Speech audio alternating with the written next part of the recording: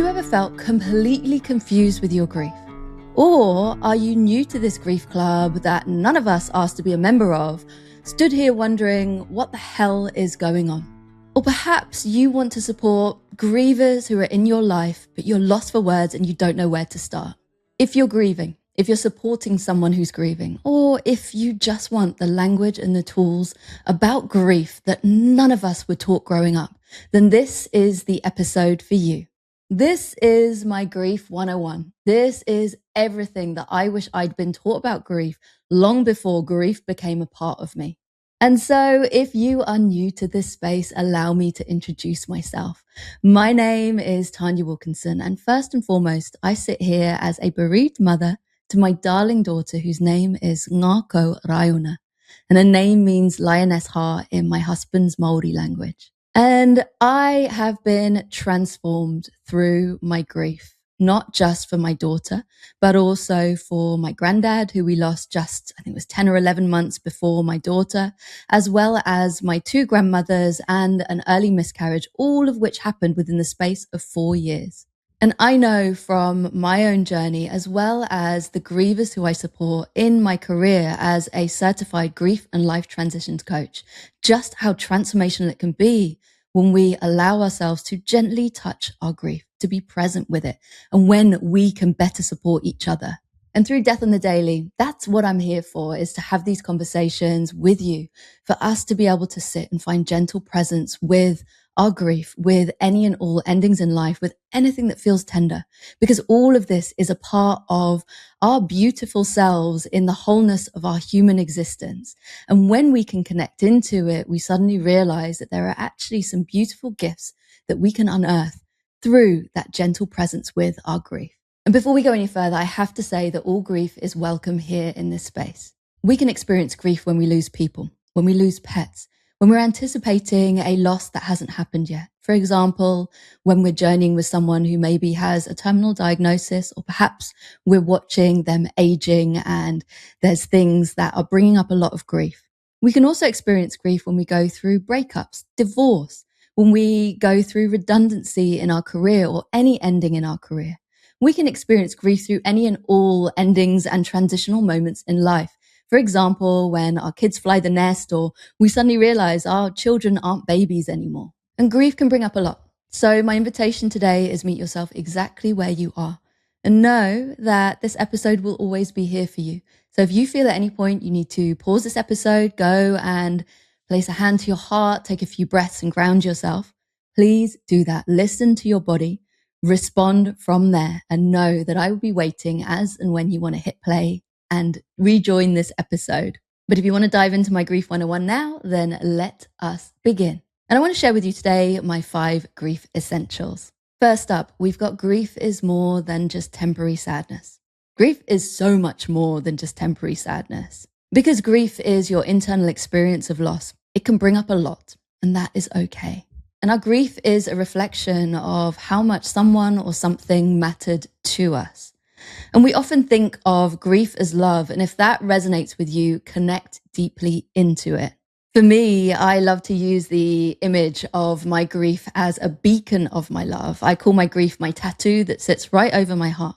And I can always feel my love for my darling daughter, either roaring on some days, but mostly just in the background purring, that little beacon of love, just sending out a little bit of light into my experience. But I also want to mention at this point that if you were grieving someone where perhaps your relationship was complicated, perhaps where in some parts or maybe all of it, there wasn't much love, perhaps where there was harm or anything else, that is also valid too. We often speak about grief as love, but that might not be your experience. So again, know that that's okay. Just meet yourself where you are in your grief experience. And by way of how we experience our grief, we experience our grief through a whole rainbow of experiences. And when it comes to how does our grief show up? Oh, it is so much more than just sadness. Grief is a full mind, body, spirit experience.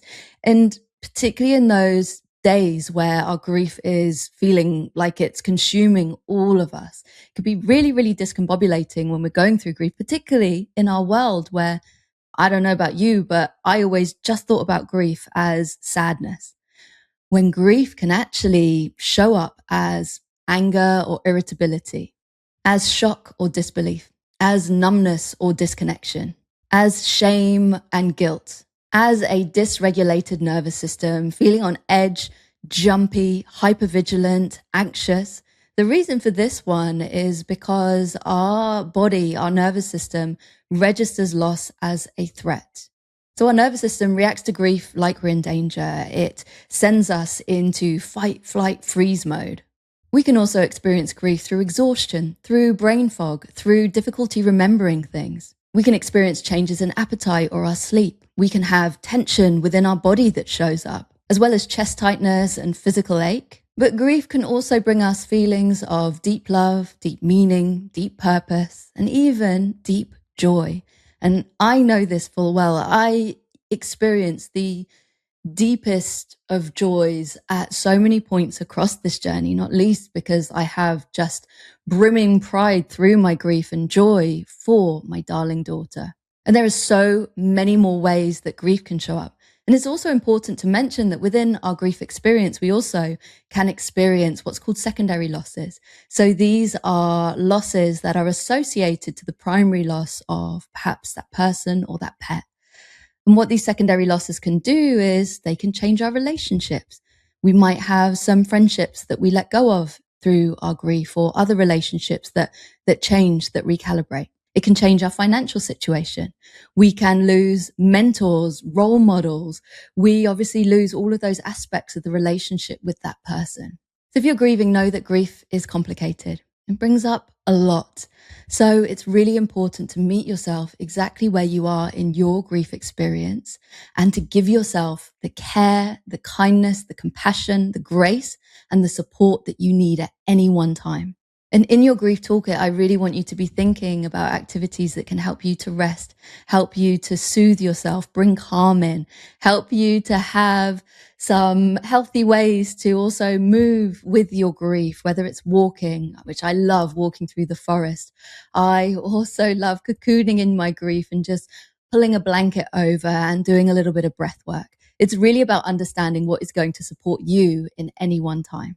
And through my channel, if you want practices to support you and to soothe your nervous system, I have a whole playlist of these. I am going to be dropping that into the show notes, so make sure you check it out if you want some further support. Second up, in my grief essentials, we've got that grief doesn't end, it integrates. Grief isn't linear, and there are not 5 set stages of grief that we go through. There is no linear path with all those little check boxes along it. The 5 stages of grief that we all know was research that was actually done on terminally ill patients. So it wasn't done on a population of people who are grieving the people left behind. It was done for patients who are coming to terms with their diagnosis. And as Lois Tonkin's model, Growing Around Grief, shows us, while grief may feel, particularly in those early days, all encompassing, like it fills up every aspect of our life, this model shows how we do grow around our grief. In the early stages of grief, it feels like our grief fills up our entire world, fills up that jam jar in this image. But over time, that circle of grief, that rock of grief, doesn't shrink. It stays the same size. But what we see is that ourselves and our life grows around our grief, as we see here with the jam jar getting bigger. And this is a lovely model because it takes the pressure off us to move on, to feel like eventually our grief is going to dissipate and go away. That's not the task at hand here. The task at hand here is just supporting ourselves in our grief. Through that, through our care, kindness, compassion, through supportive practices, that will help us to increase the resource that we hold to be able to just gently be present with our grief, to listen to our grief, and to respond from there. I'm going to let Keanu Reeves do the final words on this one. Here's a beautiful quote from him. Grief changes shape, but it never ends. People have a misconception that you can deal with it and say, it's gone, I'm better. But they're wrong. So know that if you're months out and grief still shows up, that's not a setback. That's just grief and you being perfectly, beautifully human. Third up in my grief essentials, our experience of grief is unique to each of us. Grief is as individual as each of our fingerprint, and no two people, even in the same family, will grieve a loss in the same way. And even within us, we can grieve different losses in different ways. I wanted to share a couple of grieving styles. You might relate to one or the other, or you might realize that you are a bit of a blend of both. Instrumental grieving is where you're more thinking than feeling with your grief, often coping by action, by staying busy, by looking for solutions. I definitely relate to being a bit more of an instrumental griever. Intuitive grieving is where you grieve more by feeling than by thinking. Could be crying, sitting with your grief, talking about it, seeking out the support of others. And many of us have a blended grieving style between the two. We might have one which is a little bit more dominant. For me, it's definitely on the instrumental, but I feel that oscillation, that flip between the two different grieving styles. Know that no one style is right or wrong. We each have our own unique and individual ways of grieving. But the only flag is if either style tips into any form of grief avoidance. For example, for me as an instrumental griever, I have to be really conscious of when I default into busyness to avoid myself feeling with and being with my grief. So if you're permanently busy, maybe take a little look and see, do I need to carve out some sacred time to be supported in my grief, to speak to others, to open up a little bit? On the flip side, on the intuitive grieving side, sometimes that grief avoidance can be in what's called the restoration-based changes, the action in the forwards path. So avoidance here could be avoiding taking action in moving forwards in life. So within each grieving style, what it's really about is making sure that we have the appropriate space that is carved out, that sacred space for us to be with our grief and to be supported in it with the help of others. Finding grief support groups and communities can be really helpful here. And if you want to join me in a virtual grief support group, head to the show notes for my grief cocoon that happens every month. Fourth up in my grief essentials, to support grievers, presence and curiosity beats avoiding or fixing. So now we cast the lens onto how can any of us support grievers in our life. And many grievers report feeling isolated after the funeral. That's the point where the world seems to move on. But the reality for us as grievers is we will never move on. That grief is always going to be a part of us. And this is compounded in our world because many people will avoid the topic. And what happens as a result of that is therefore our loved ones' names don't get spoken by many people, if any people in our life. And we don't have the space to be able to talk about our grief or them. And avoiding the topic of grief doesn't take our pain away. It just leaves us to navigate it on our own. So if you are sat here thinking my toes are curling a little bit, cringing at how I can start this conversation, let's talk about how you can do that. Firstly, what grievers mostly need from us isn't a lot of words. It's actually a lot of listening. Just your presence is needed here. There are no silver linings needed here, no fixing, no platitudes, because the reality is there is nothing that you can fix. And that's okay. All we need is for you to show up. And if you don't know what to say, even just acknowledging that, I don't know what to say, I don't have the words, but I'm here. That is enough. And presence isn't a one-off. It's really important that you keep checking in. Weeks, months, years, even decades after. You could mark in your calendar any dates that are of significance to that person. For example, death anniversaries, birthdays, even remembering that Christmas, Father's Day, Mother's Day, these days can be really tender and difficult, can mean the world. Because in a world where most people will stop checking in after the funeral, just a little message to say, I'm thinking of you on these tender days or on a completely random Tuesday could mean more than you think. And you can do this with permission by asking, would it be helpful if I checked in with you? And how about if I checked in with you weekly or even daily in those early days? And then perhaps monthly or on these specific days or every few months, I'll check in. That permission slip can be really beautiful, but also can enable the griever to say what they do and they don't want. Because the reality as well is perhaps there will be some grievers who just want to grieve in private and don't want other people bring it up. But I also know that there are many people like myself. I actually think it might be the majority who, if they are given that invitation, might just like that little check-in to know that you're thinking of them. And fifth up in my grief essentials, the final one is their name matters. I wanted to end with one that is both to grievers and non-grievers and those supporters alike. For anyone who's grieving, I have to say that your person, your pet, they matter. They matter so very much. And your grief also matters so very much. So permission to say their name, even if you're 20, 30, 40, 50 years up the path, and permission to keep them present in your life through any way that you wish to. Continuing bonds is really healthy and really supportive in our grief. So if you want to write them a letter, please do so. If you want to plant some flowers in their honor or create a little altar to them or to speak to them when you're walking to the station in the morning, please do anything that you feel is right.